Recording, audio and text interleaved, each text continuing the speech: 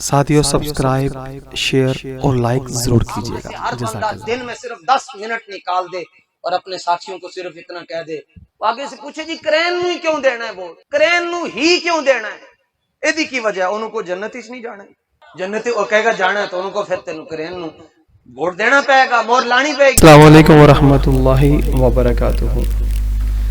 साथियों मैं बड़ा हैरान होता हूँ कि देखें, जब से इस्लामी जमातों ने जमहूरी निज़ाम इंतखाब को कबूल किया है, जमहूरी निज़ाम को माना है, तो ये पता नहीं किस किस तरह की बातें मुंह से निकाल रहे हैं कि दिल खून के आंसू रोता है कि यार हम लोग इन्होंने क्या तरीका अख्तियार कर लिया हम लोगों ने कि हम लोग नाम तो प्यारे नबी का लेते हैं सल्लल्लाहु अलैहि वसल्लम, और निज़ाम हम काफरों का अपना करके इस्लाम नाफज करना चाहते हैं। तो ये समझ से बाहर है कि एक नापाक चीज़ से वज़ू किस तरह हो सकता है, जहाँ पर एक आलिम दीन की अपनी हैसियत जो है वो एक जाहल बंदे के बराबर हो जाती है। जाहिल ही नहीं बल्कि हिंदू सिख ईसाई यहूदी के बराबर हो जाती है। और उस निज़ाम के ज़रिए इस्लाम को लाने की बात करना, ये तो मैं समझता हूँ अल्लाह और अल्लाह के नबी सल्लल्लाहु अलैहि वसल्लम के साथ खुली जंग है, दीन इस्लाम का मजाक है। और आप यूँ कह लीजिए कि अल्लाह ताला के अज़ाब को खुली दावा देना है कि रब ताला का जो निज़ाम है, जो हमारे आका करीम देकर गए हैं, ये तो वो निज़ाम ही नहीं है। तो जब वो निज़ाम ही नहीं है जो वो हमें देकर गए हैं, तो इस निज़ाम के ज़रिए इस्लाम कैसे आ सकता है। और फिर दूसरी बात ये है कि इस निज़ाम के ज़रिए इतने इतने बड़े वाक़यात हो गए, सानिया हो गए हैं जी। और जो था ये सफ़ीर जो फ्रांस का निकालने की बात होती थी, और मुमताज़ कादरी रहमतुल्लाह अलैह जो मतलब उनको फांसी दी गई। इसके अलावा और बहुत बहुत बड़े वाक़यात हुए, ज़ैद हामिद का इस्तीफ़ा, ये जो कुछ भी हुआ मुल्क के अंदर, ये सारा कुछ एक सिस्टम के तहत हुआ। जो मुल्क में वज़ा है जमहूरी निज़ाम, उसके तहत हुआ। और फिर फ़र्द वाहद की बात करना, उसके ख़िलाफ़ बात करना कि ये क्यों कर रहा है, ये क्यों आया, इसको निकालो। भाई क्यों निकालो, ये तो सारा कुछ एक सिस्टम के तहत हो रहा है। और उस सिस्टम के ख़िलाफ़ आप बात कर ही नहीं सकते क्योंकि आप खुद उसका हिस्सा बन चुके हो। लोग की गैरत को सलाम कर देना, असी इस गैरत के लानत भेज दें। अच्छा, मैंने ये थोड़ा सा क्लिप काटा है, तो इसके आगे पीछे जो है वो सारा कुछ ठीक ही समझ लें होगा। लेकिन मैंने जब ये क्लिप थोड़ा सा जो लिया, इसका मतलब मैंने थोड़ी सी वजाहत करनी चाहिए कि ये साहब जो कह रहे हैं कि मैं गैरत पे लानत भेजता हूँ, तो इसकी बात दुरुस्त है। वो इस हवाले से जो मैंने क्लिप का जो हिस्सा लिया, इस हवाले से ये ठीक कह रहा है बंदा कि जब इन्होंने काफरों के निज़ाम को तस्लीम कर लिया, जमहूरी निज़ाम में ख़ुद को रजिस्टर्ड कर लिया, तो यकीनन अब ये गैरत पे लानत ही भेजेंगे, क्योंकि अब इलेक्शनों पे इज़्ज़तों को भी खड़ा करना पड़ेगा, काफरों के निज़ाम का हिस्सा बनाना पड़ेगा। और यकीनन गैरतमंद जो बंदा होता है वो तो ये काम कर नहीं सकता कि अपनी इज़्ज़तों की तशहीर करे, चौकों में उसकी तस्वीरें लगाए, गैर मर्दों के सामने लाए, उनसे मिलवाए और फिर उनसे डिबेट करवाए, उनसे मुलाकात करवाने के बाद जनाब मज़ीद वो मामला खुलता चला जाए, तो यकीनन ये गैरतमंद बंदा जो है ना वो कर नहीं सकता। तो यहाँ पर इसका ये लफ्ज़ कहना कि हम गैरत पे लानत भेजते हैं, तो ये बहुत अच्छी बात इसने की, इसको कहना चाहिए, क्योंकि जो बंदा जैसा होता है वो वैसा ही कहे तो अच्छी बात है। अब इन दो गाजियों से मेरा ताल्लुक नहीं है। आज अगर मैं कह दूं कि इनके साथ मेरा ताल्लुक नहीं है, कल कब्र में रसूलुल्लाह ने चेहरा फेर लिया कि तेरा उन्हें दे नाल ताल्लुक नहीं सी, साडा तेरे नाल नहीं, फेर के जाओगे। कितनी अजीब सी बात है कि एक तरफ रसूलुल्लाह सल्लल्लाहु अलैहि वसल्लम की ग़ुलामी की बात की जाती है कि हम आका के ग़ुलाम हैं, और फिर दूसरी तरफ अल्लाह ताला के प्यारे नबी सल्लल्लाहु अलैहि वसल्लम के जो दीन के दुश्मन लोग हैं, جو آپ صلی اللہ علیہ وآلہ وسلم کی ذات اقدس کے گستاخ لوگ ہیں ان کے ساتھ رابطے بھی کیے جاتے ہیں، ان کو اپنا بھی بنایا جاتا ہے، گلے بھی لگا جاتا ہے. تو میری سمجھ سے باہر ہے کہ یہ مطلب پھر میں نے یہ بات آتی ہے ذہن میں کہ بھئی یہ سارا کچھ یہ کافروں کے نظام کو ماننے کی نحوست ہے،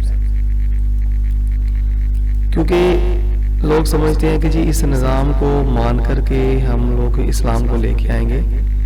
بھئی کافروں کی بساکی کا سہارا لے کے اسلام کیسے نافذ ہو سکتا ہے؟ کافروں نے تو اپنا نظام کا جال کے تانے بانے بنے ہی اس طرح سے ہیں کہ اس جال کے اندر کوئی سمجھ سے سمجھدار بندہ بھی آئے گا نا تو وہ اس جال میں جکڑا جائے گا، اور وہ جب جکڑا جائے گا تو وہ آرام سے شکار ہو جائے گا. تو حیرت کی بات یہ ہے کہ اس نظام کو قبول کر لینے کے بعد ہر بد مذہب کے ساتھ تعلق کو جوڑنا، بد مذہب ہی نہیں بلکہ عیسائیوں اور ہندوؤں کو بھی ساتھ لے کر کے چلنا صرف ووٹوں کے لیے، تو یہ سراسر یقین کیجئے اسلام کو قتل کرنے کے مترادف ہے. ہون دے ہون پٹرول مہنگا، ایک 10 روپے دی بھی اگر آواز آ گئی بھئی مہنگا ہونے لگا تو پھر اسی انہوں مول پاویں گے انشاءاللہ. پھر میں کہہ چکیا کہ تحریک لبیک پہلے مرحلے ایسی جناب پہیا جام ہڑتال دا اعلان کرے گی، کوئٹہ تو لے کے لاہور تک، پشاور تو لے کے کراچی تک، ہر شہر جام کر کے دسا. اللہ تعالیٰ ہمیں کافروں کے نظام سے محفوظ رکھے. امت مسلمہ اس وقت پوری جکڑی جا چکی ہے اس نظام میں، اور ہمارے مسلمان حکمران بھی بیچارے بے بس ہیں، وہ کچھ بھی نہیں کر سکتے.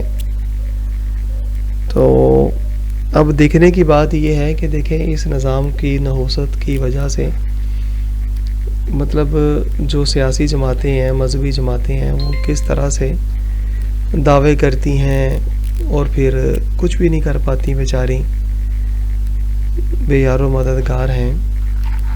حکمران بھی بیچارے بے بس ہیں، اسٹیبلشمنٹ بھی بے بس ہے. ظاہر ہے جب ان کا سسٹم چل رہا ہے ملک کے اندر تو اس سسٹم کے خلاف بغاوت کرنا تو بہت ہی ناممکنات میں سے ہے نا جی. وہ تو کہ اللہ کا نیک بندہ آئے اور جو پھر سے پرچم اسلام کو لہرائے اور امت مسلمہ بھی پھر اس کا ساتھ دے تو پھر کوئی معاملات ہو سکتے ہیں. ابھی تو یہاں پر ہر بندے کو بیچارے کو اپنے پیٹ کی پڑی ہوئی ہے کہ کسی طرح سے 2 وقت کی روٹی پوری ہو جائے. اور سیاسی جماعتیں بجائے، دینی جماعتیں بجائے کہ شریعت مصطفیٰ کے نظام کے نفاذ کی بات کریں، وہ خود کافروں کے نظام کا حصہ بن چکے ہیں. اور جب ایک بندہ جس بس میں خود سوار ہو جائے تو پھر کیسے ممکن ہے کہ وہ مطلب اس بس کے برا ہونے کی بات کرے گا جس میں وہ سفر کر رہا ہوں. یہ تو لوگوں کو باہر رہ کے بتانا چاہیے کہ بھی جو سسٹم چل رہا ہے یہ کافروں کا نظام ہے، ہم اس کو نہیں مانتے. اور دلائل قویہ کے ساتھ حکمرانوں کے ساتھ بات کریں، ان کے ساتھ بیٹھیں اور ان کو دلائل حقائق کے ساتھ بتائیں کہ بھئی تم لوگ جو نظام چلا رہے ہو جمہوری، یہ تو کب سے جب سے شروع ہوا ہے، یہ تو کافروں کا نظام ہے، اسلام کا اس کے ساتھ تعلق ہی نہیں ہے، بلکہ اس کے ساتھ تو اسلام قتل ہوتا ہے. مگر یہ نہ ان کے پاس دلائل ہیں، نہ کچھ یہ کر سکتے ہیں، الٹا اپنے ہی بیچارے مسلمانوں کو مروایا جا رہا ہے، ذلیل و خوار اور رسوا کیا جاتا ہے.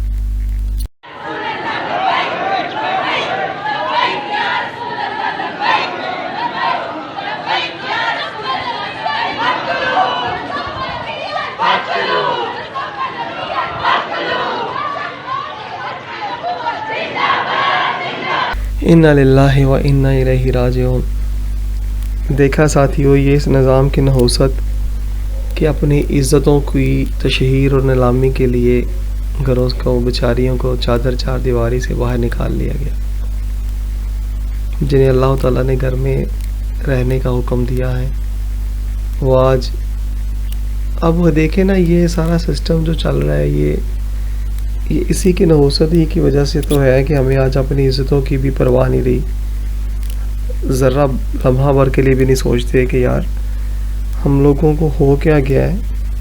دین اسلام کو نافذ کرنا یہ تو اللہ تعالیٰ کے دست قدرت میں ہے. ہم نے علماء حق جو ہیں ان کو چاہیے کہ جابر سلطان کو مطلب لڑے نہ، ان کے ساتھ قتل و غارت گری نہ کرے، ان کے ساتھ دنگا فساد نہ کرے، بلکہ جو بہترین جہاد کہا گیا ہے حدیث مبارکہ میں، وہ جابر سلطان کو کلمہ حق کہنا ہے، کلمہ حق کہنا۔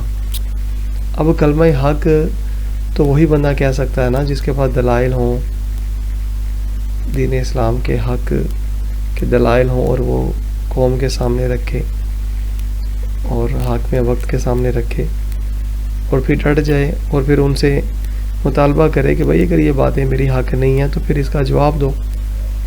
مگر افسوس کہ جو بندہ اس نظام میں گیا ہے، جکڑا گیا ہے، وہ پھر بیچارہ اسی کا ہو کے رہ گیا، اور اس کو پھر اپنی عزتوں کو بھی داؤ پہ لگانا پڑ جاتا ہے۔